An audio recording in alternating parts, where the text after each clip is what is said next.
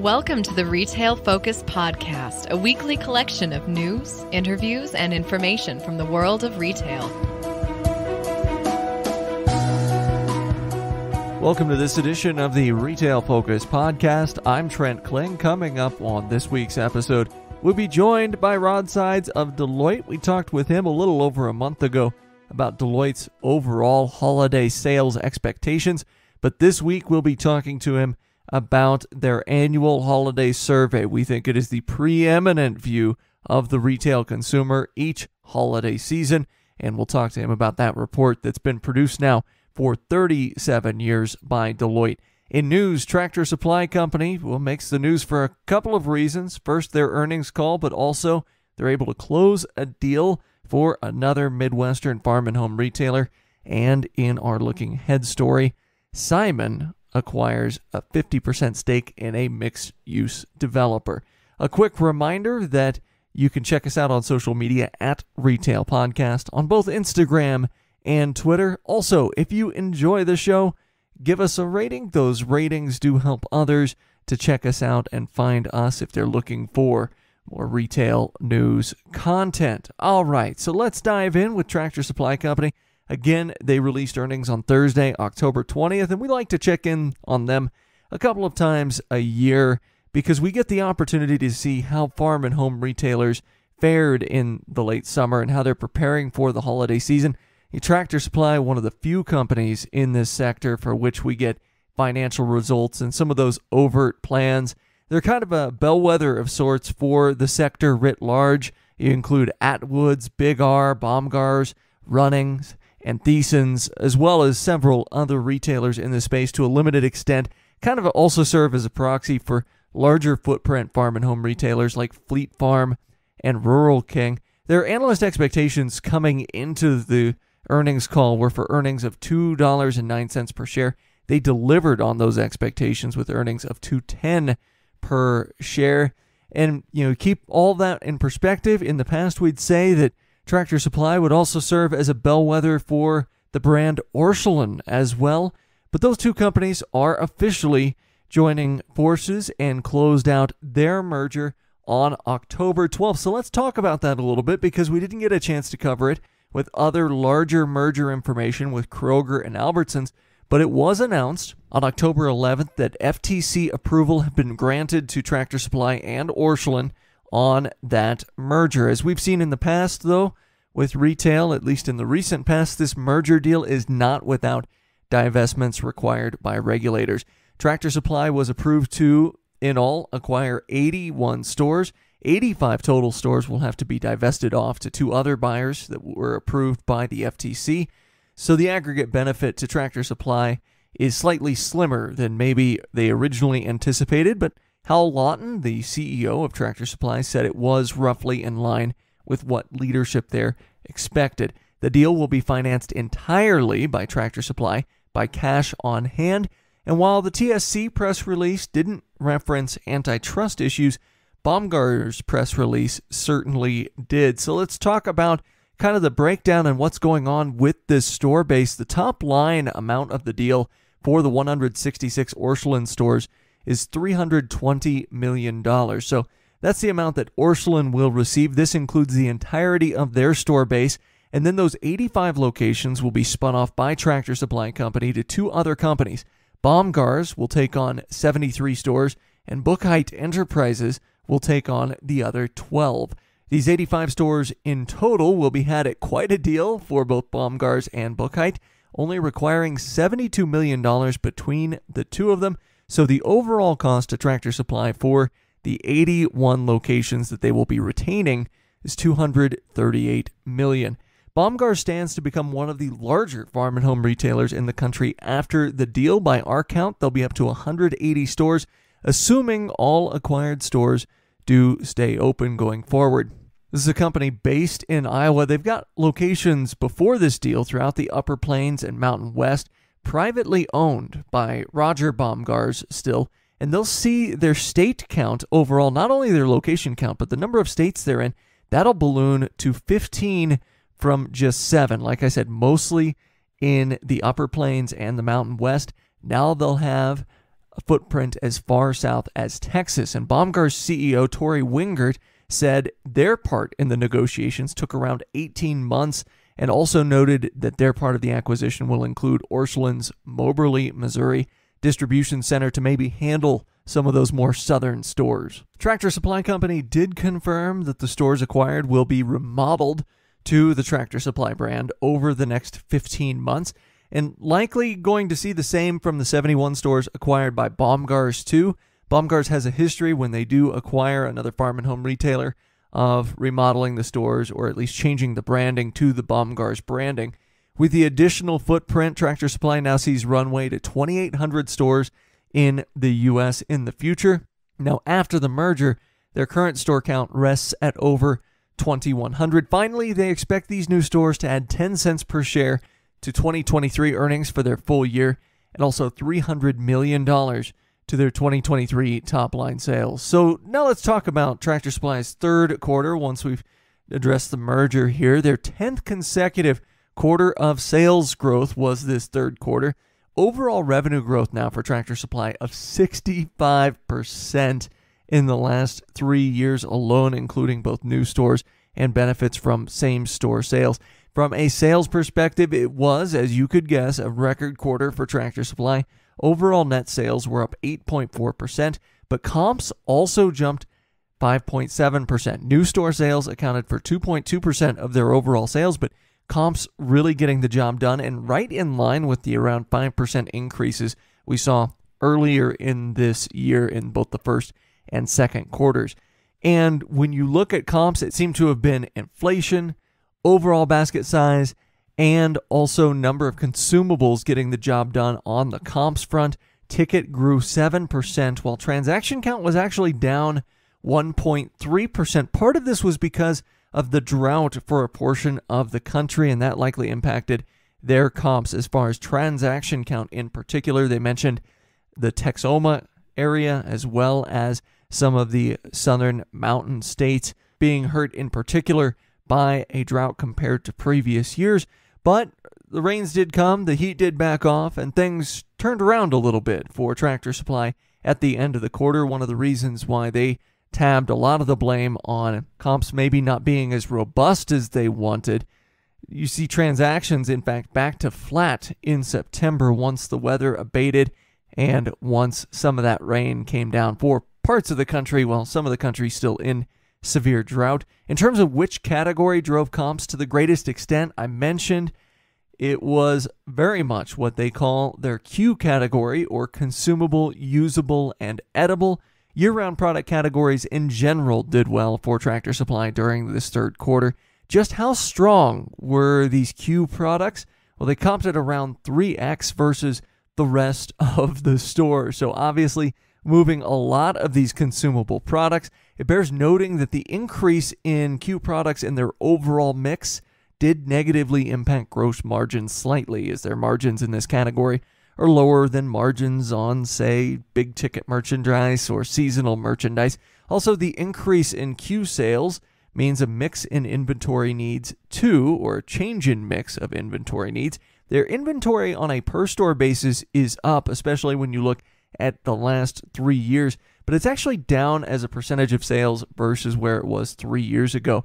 Supply chain bottlenecks for them have mostly eased, but their buyers are having to make adjustments to focus on these Q products, and while they don't feel as though they've left any sales on the table as a result of maybe not having inventory, empty shelves, they didn't feel like that was a problem in the third quarter. But what was a slight issue was this dramatic shift in mix, resulting in them seeing higher cost to run this consumable product through their supply chain in a more expedited fashion. They're having to really push some of this product through from acquisition to stores, and that's resulting in higher supply chain costs and even further erosion in margins. Also, when you look at their consumable products, one of their most popular products at Tractor Supply, both at the mainline stores, at their PetSense stores as well, is dry dog food. Dry dog food ran over 20% comps in the quarter, so people buying a lot of dry dog food now at Tractor Supply Company, regardless of the store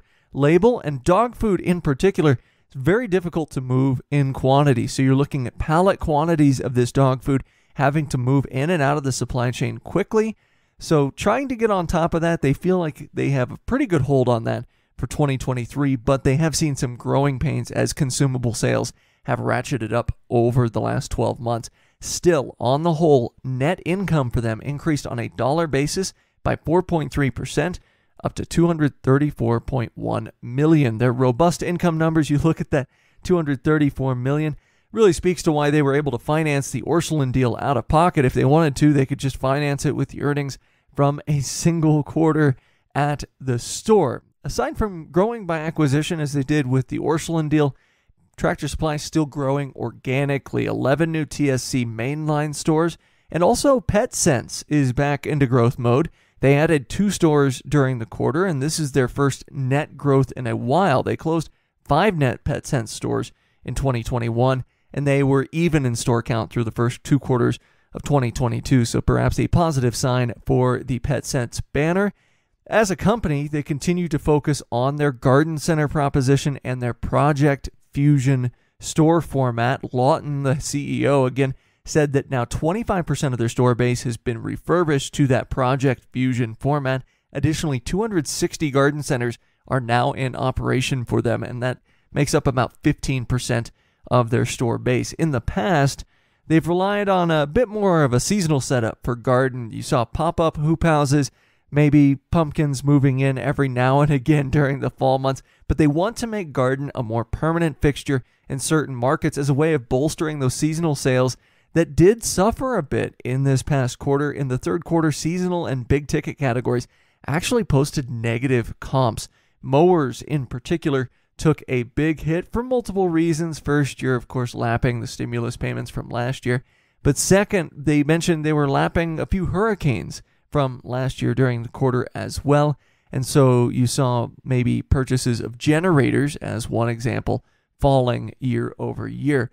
As far as seasonal sales are concerned, they're looking to counter their softness there by amping up Halloween and harvest offerings for Q4. They said signs are positive to this point, but they're carrying more of that inventory than they've ever carried in the past. And also, they're looking towards more long-term plans, especially for the spring season. Next year, they're planning a number of garden center additions to their store base prior to next spring, so they want those in place before the big lawn and garden season hits. And you have to think that about 20 to 25% of Tractor Supply store locations will have permanent garden centers within the next few years. Now, as we wrap up this story, a few quick hits. They finally rolled out live inventory counts to their website and their app in the quarter. They credited this as one of the reasons why their digital sales were actually up high single digits over last year. It was one of the more significant increases we've seen across the retail landscape so far for the late summer, early fall season. They're rolling out a co-branded credit card with Visa as well in the fourth quarter. Should be out any week now. 5% reward being offered on Tractor Supply Company purchases, but it's kind of amazing that they don't already have a co-branded credit card. They feel as though this could grow some of those larger product sales or high dollar product sales that they missed out on maybe in this last third quarter. And finally, the Project Fusion stores I mentioned, they're increasingly focusing on in-store vet clinics as well as mobile clinics where markets support it. So look to see pet services as an even bigger part of their plan in these Project Fusion stores going forward. All right, so we talk about Tractor Supply, we talk about their acquisition of Orscheln, and another solid quarter for them. And I think the farm and home market overall doing pretty well. It does bear to mention, in terms of pet sales, I mentioned dog food sales going up. That's something you're seeing in general, but particularly Tractor Supply is gaining market share on the rest of their competitors. So maybe those pet product sales not as robust at the whole of farm and home given market share being gained by Tractor Supply. But still, this gives us a little bit of an idea of where farm and home stores are at heading into not only the holiday season in 2022, but starting to think about the spring seasonal season in 2023.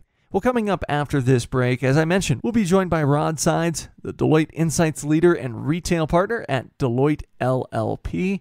He will join us to talk about their annual holiday survey. It's the 37th year they've done that.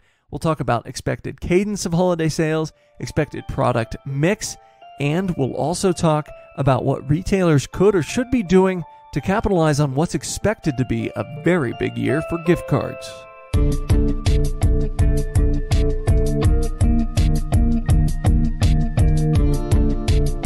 We talked a little over a month ago about Deloitte's overall holiday projections, but we teased in that interview Deloitte's annual holiday survey. This comprehensive look at shoppers has been produced now for 37 years and often provides the definitive look at customer thoughts, behavior patterns, and plans going into the holiday season. Without a doubt, it is our favorite Deloitte report each year, and to discuss the 2022 version further, we're joined by Rod Sides, Deloitte Insights leader and retail partner at Deloitte LLP. Rod, welcome back to the show.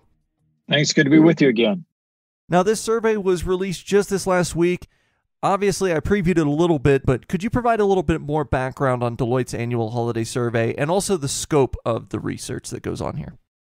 Yeah, normally what we do is make sure we go out into the marketplace just past the Labor Day weekend. So we were in the market from September the 6th through the 13th.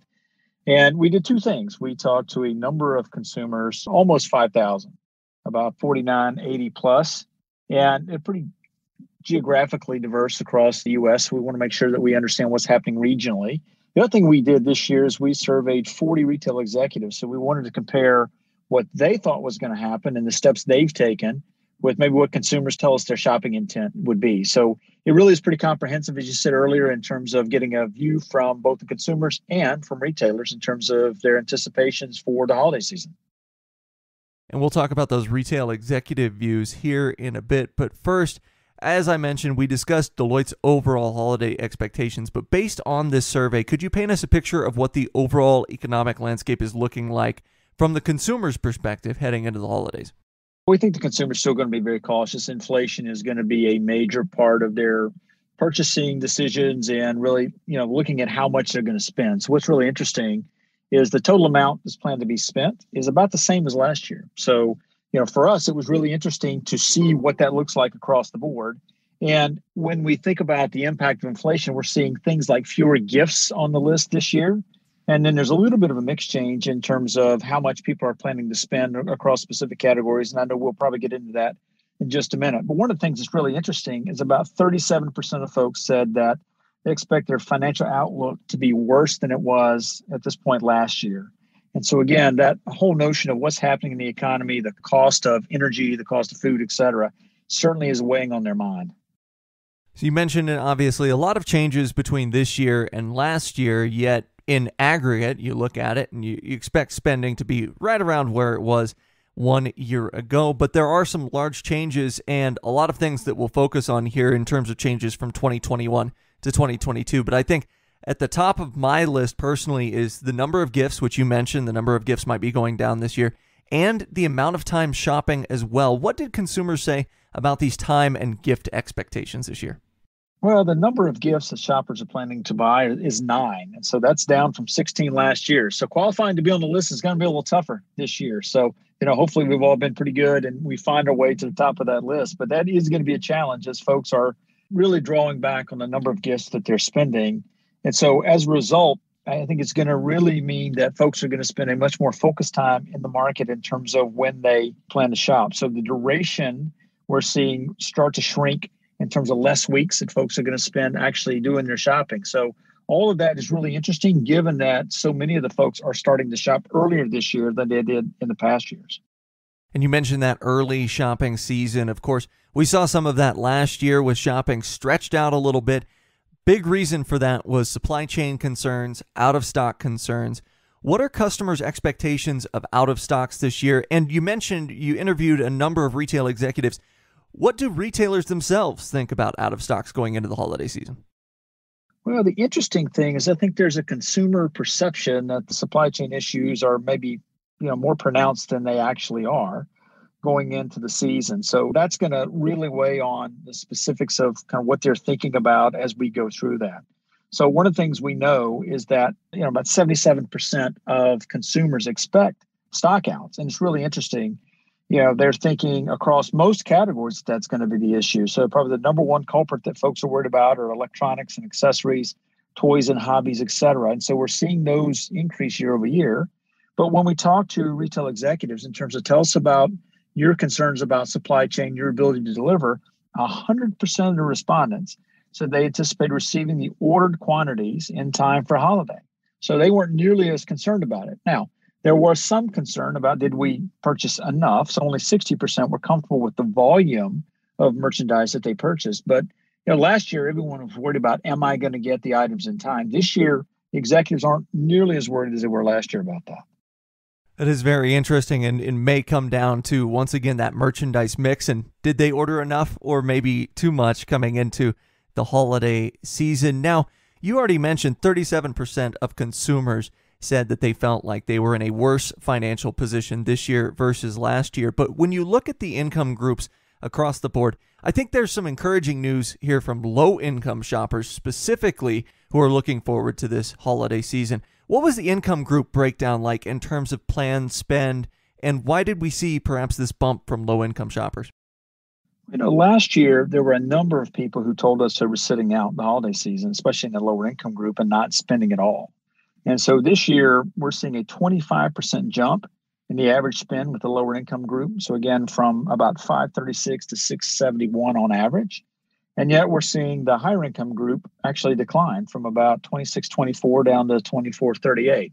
And so what's really interesting is that I think a lot of folks in that lower income group have just kind of settled into where we are from an economic perspective and have chosen to participate this year in the holiday season. So from that perspective, I think that's going to be what's really driving that increase among that group. And likewise, when it came to maybe shoppers that were towards the top end of the income bracket, what did we see there? And could we expect maybe a little bit of a pullback from 2021 there?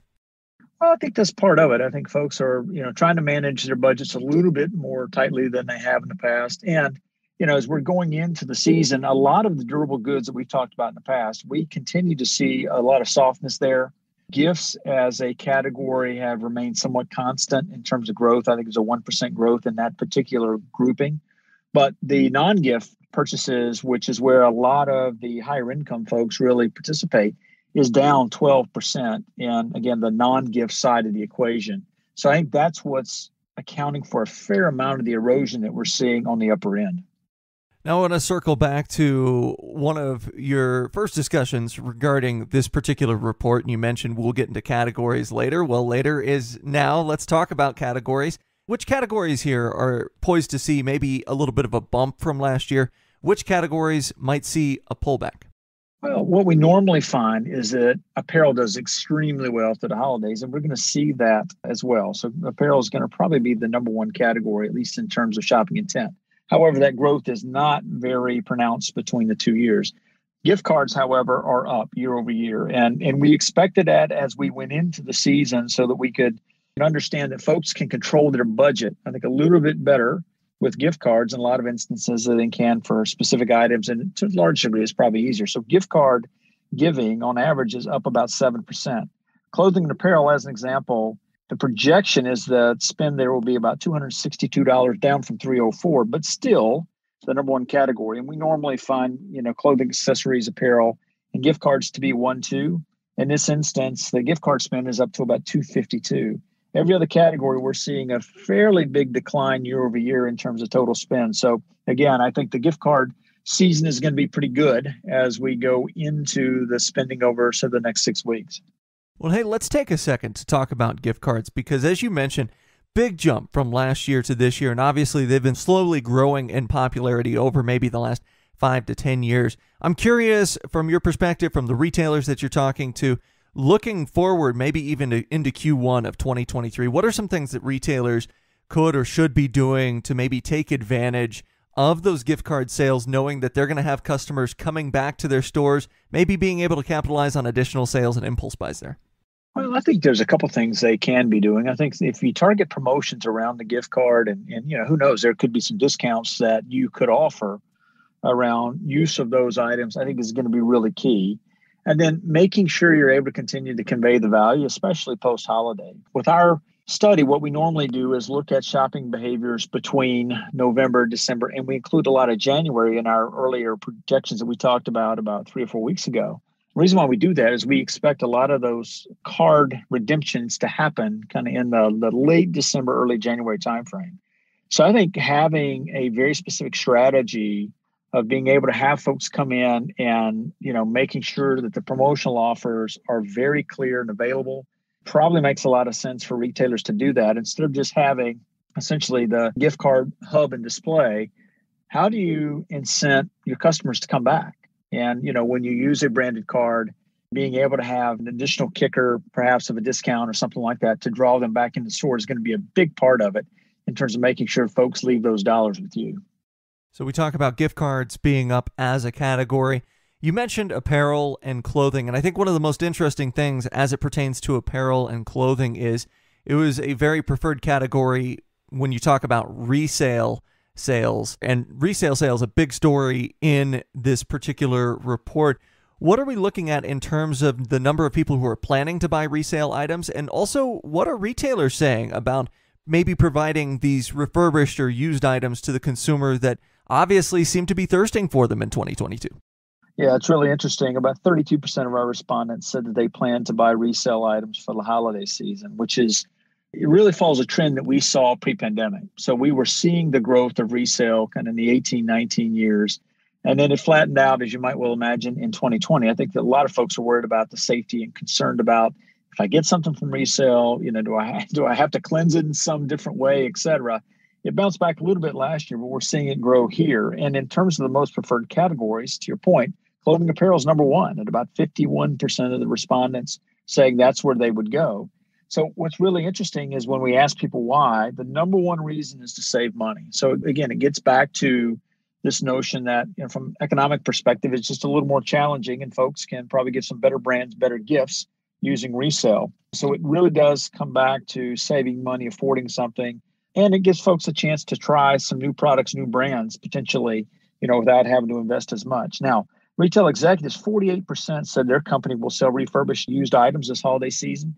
So they have caught on to the fact that this is a major part of the thinking. And I also think with retailers, there is this notion of, how are we playing into this more sustainable, more circular economy?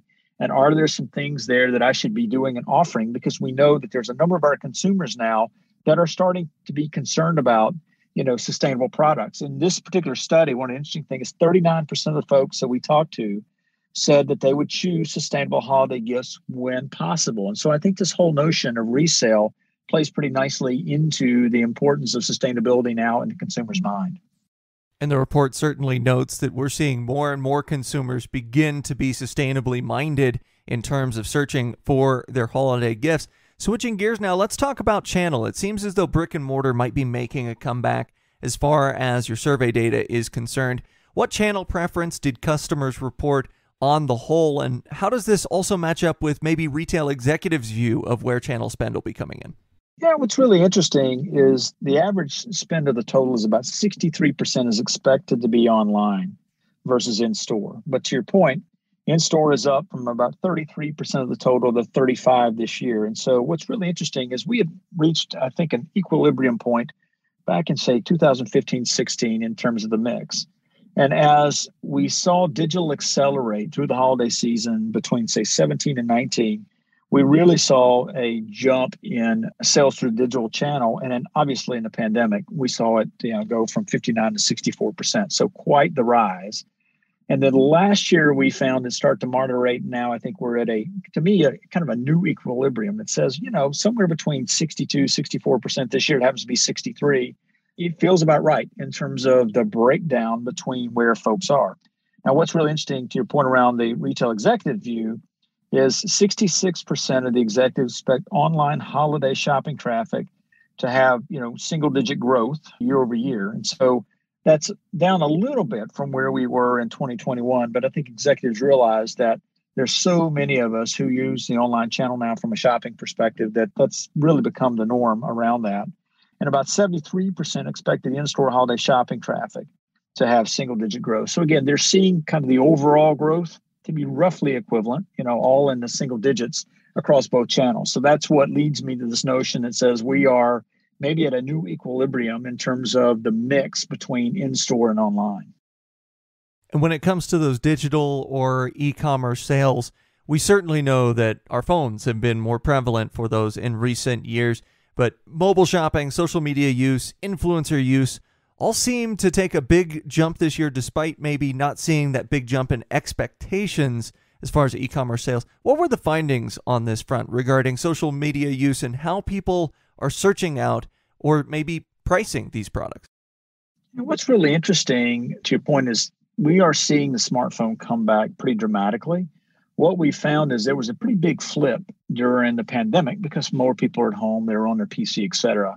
And so the use of mobile phone has come roaring back. And as you were suggesting, about 34% of the respondents are planning to use social media at some point during the shopping journey. And when we talk to folks about, okay, how are you going to use that? Certainly folks, about 36% say they're going to use it to make a purchase. 37% are going to go to social networking pages that are, brand specific, et cetera.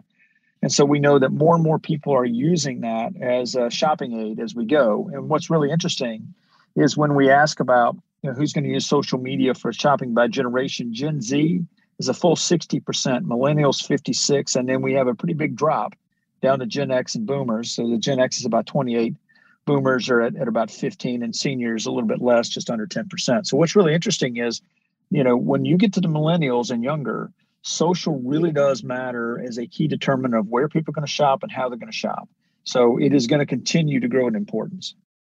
And we'll close on this. You mentioned earlier on that maybe people would be doing more of their holiday shopping within a condensed time frame, but it doesn't mean they won't necessarily be getting started as early as they did last year. In fact, many of them could be starting as early as October, as you indicated. What's the overall cadence expectation, and what are we seeing surrounding maybe the traffic on Black Friday and the Black Friday weekend? Well, what's really interesting is I think folks are looking for those events that are going to allow them to take advantage of promotions. And so we are finding that there's a large number of folks who are going to shop on those particular days. And I think that's going to drive a lot of behavior. The question we always get as well is Black Friday dead? Well, based on the response this year, we would say, no, it's not dead. And there's going to be a large number of folks who are out in the stores looking for that. And so, if we think about it year over year, we're seeing growth in folks who plan to shop on Black Friday. So that's up to 29% of the total respondents, up from 25. Cyber Monday is up from 27 last year to 30 this year. So what that tells me is that we so condition the consumer that they're going to expect those kinds of deals. And we may see lines back in front of stores. And we haven't seen that for a couple of years because of the pandemic and having to be 6 feet apart, et cetera. I think there's a good chance, especially with Thanksgiving Day shopping being down, that to a large degree, folks will come back in mass in the stores, especially on Black Friday. And ultimately, it'll be up to those retailers to deliver on those promotions this year. Well, as always, Rod, we thank you for the time. Thank you for stopping by. And also, we appreciate everything the folks at Deloitte do to put this report together. I think it's very insightful regarding the holiday season. Well, it's my pleasure, and I wish you a happy holidays a little bit early this year.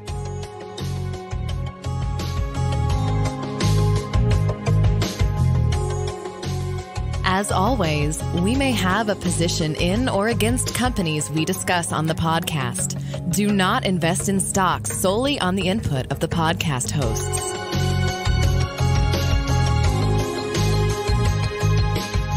Well, we appreciate Rod joining us on this week's episode.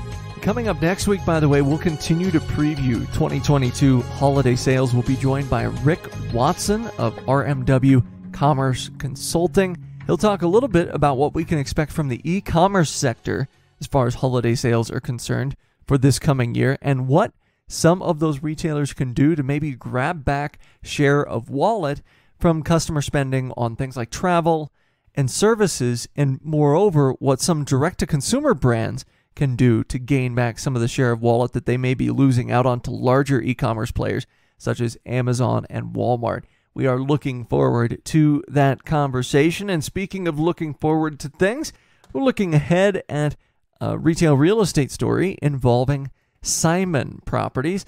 They have acquired a 50% stake in Jamestown. Jamestown is really an A-class, or I would consider an A-plus class, mixed-use developer. Recent Jamestown products include Ghirardelli Square in San Francisco, as well as Constitution Wharf in Boston and Ponce City in Atlanta.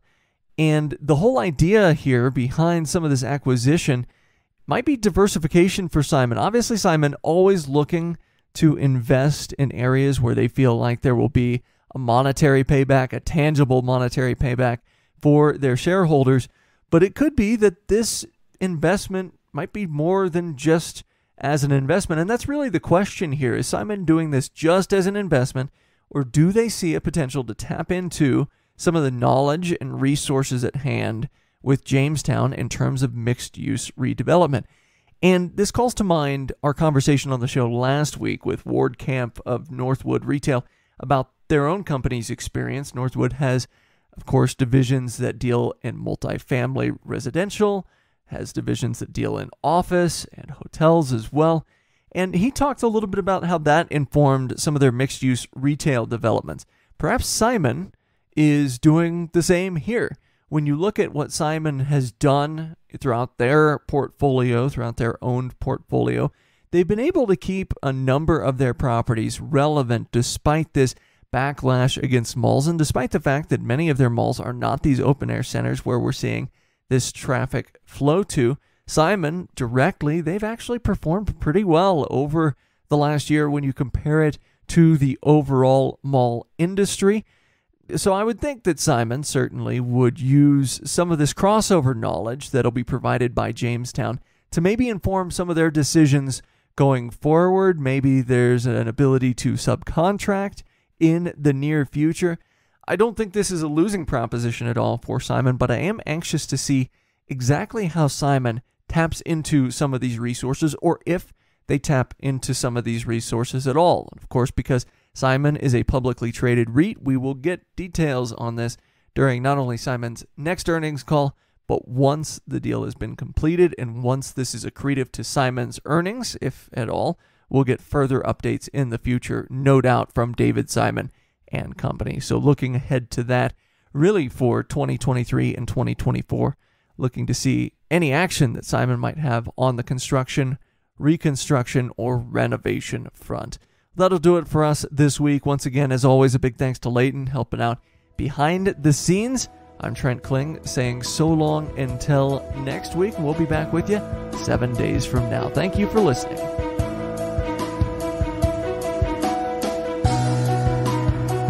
This has been the Retail Focus Podcast. For more, visit our website at retailfocuspodcast.com and subscribe on iTunes or Stitcher.